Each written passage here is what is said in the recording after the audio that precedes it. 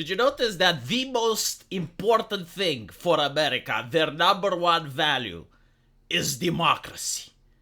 When I grew up, it used to be liberty.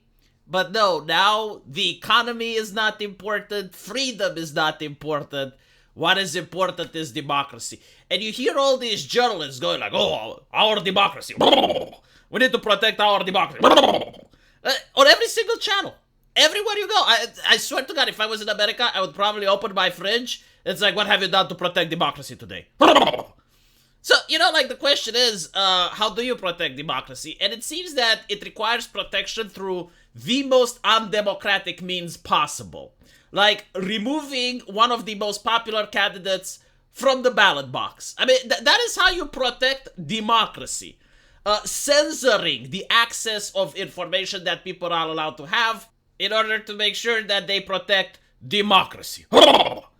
So, no, seriously, like, the idea, even if you were to think about democracy, it should be that people get their information, they talk to each other, they're airing their grievances, they're negotiating, and then they vote for the representative that is going to go to the capital city and represent their interests. If you do not allow people to have access to whatever information they want, if you are going to say, well, this political party can influence what information people are allowed to have, like we saw with the laptop scandal, very interesting, right? Like that gets suppressed, but the Trump Piss dossier gets published, and all of the other nonsense. And you have like Trust and Safety Council on all those the social media websites, and Facebook has a war room in order to tackle election misinformation, disinformation, Russia collusion, and all that nonsense. Which obviously, like, if this misinformation was so harmful, like, why not just shut down the social media at that point, right? How did people manage to prevent misinformation in the previous elections without shutting the phone lines, without shutting the press and the mail? But anyway, right, no, now it's very difficult to protect democracy. But by doing all of these things, and one of the most interesting one is, like, how do we prevent Trump from getting on the ballot? So there's quite a significant percentage of Americans that wants to be represented by Trump. And if you were to not allow him to go on the ballot, who would represent those people? How would democracy actually be achieved, right? So I already said they're not going to be able to succeed in this because the Supreme Court is going to strike down this bizarre decision. But the process is the punishment. What they seem to do, like the Democrat campaign this year, doesn't seem to focus around the economy, doesn't seem to focus the promise of a better future, doesn't seem to tell you how better you're going to live 3 years from now. No, instead, they tell you the opposite. They tell you, no, like, we need the Green New Deal, the prices need to go up, we need to ban gas, inflation is going to go up, we're going to print more money. Like, they're actually telling people, no, vote for us and things would be worse, right? But if you vote for us, you protect democracy. And they also want to show, it's like, if you don't vote for us, well, you're going to vote for a criminal. That's what they're trying to do with all these lawsuits after lawsuits after lawsuits. And of course, as I mentioned before, the process is the punishment. Like, in the mind of the people, they want to believe that Trump is guilty of something. Like, what? We don't know, but something must have be done because otherwise you wouldn't get so many lawsuits. So the Supreme Court comes out. I gotta say, I was a little bit surprised. I expected at least one judge to agree with the decision of removing him from the ballot. But it turns out that even the most liberal judges, even the ones that were the most left-leaning, the ones that were appointed by the Democrats, even they said, no, this is ridiculous. Like, you can't just remove a person from the ballot. They were using an old law, which was passed after the Civil War, and the spirit of the law was to prevent the insurrectionists, like the people that actually rose arms and fought against the military and burned the cities and pillaged places. Like, those were the ones that were targeted with this law, alleged to the lawmaker at the time, because I look like what was the reasoning that they passed, and what I just said is the reasoning that they gave at the time.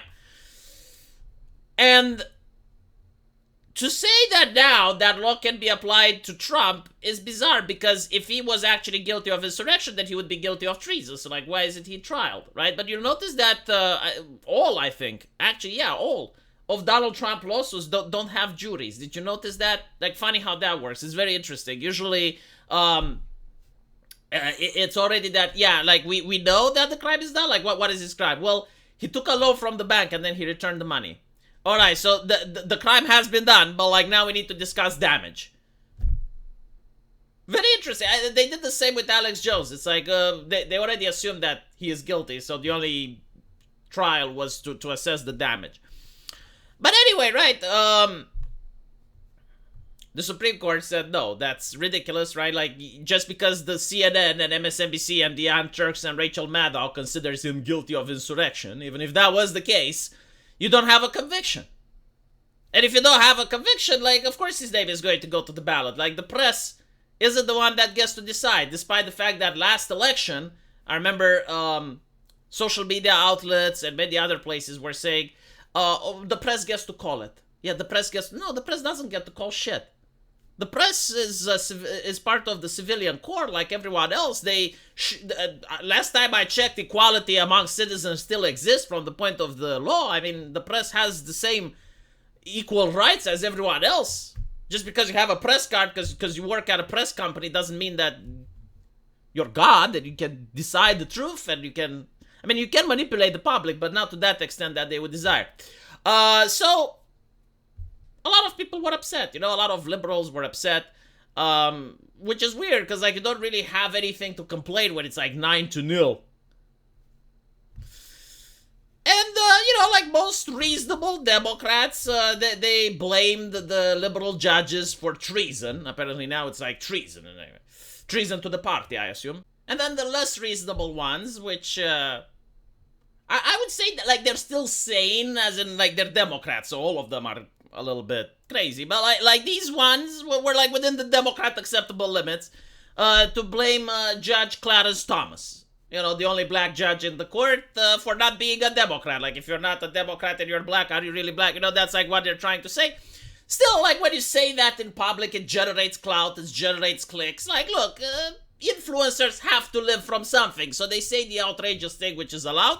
Like, normally you're not allowed to pick on someone's race unless you're a Democrat. And the person is of the race that you're allegedly championing for, but he disagrees with your political takes. Okay. But there was, like, one gentleman, one man by the name of Olbermann. I have no idea who this person is, but now I know, because he said, like, the most crazy thing that I have ever seen all year. The worst take possible. He actually went viral with it. And apparently he said the Supreme Court has betrayed democracy. Its members, including Jackson, Kagan, and Sotomayor, have proved themselves inept at reading comprehension. Right, so, like, this gentleman is smarter than 9 other judges in the highest position of the courts. Right, it's not just the court, it's the Supreme Court, right? But Olbermann is actually more well-versed, not in just legislative matters, but also reading comprehension. He is now schooling these judges. And collectively, the court has shown itself corrupt and illegitimate. Yeah, so, like, all 9 judges were corrupt, even the ones that the Democrats named. It must be dissolved, of course. Again, this is Democrat talking point. You need a little bit of hypocrisy, right? You need a little bit of I'm better than you attitude. But this is where it gets interesting. Like someone said, cry more, right? Those aren't tears, fascistic shit. Those aren't tears. They're urine. I'm sure you enjoy being bathed in it.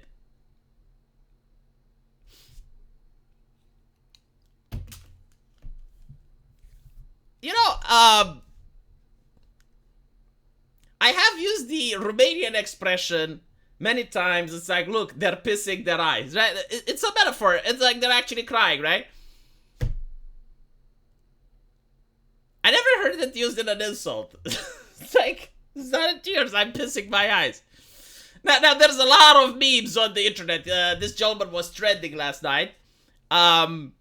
I can't show you the memes because most of them contain a yellow liquid.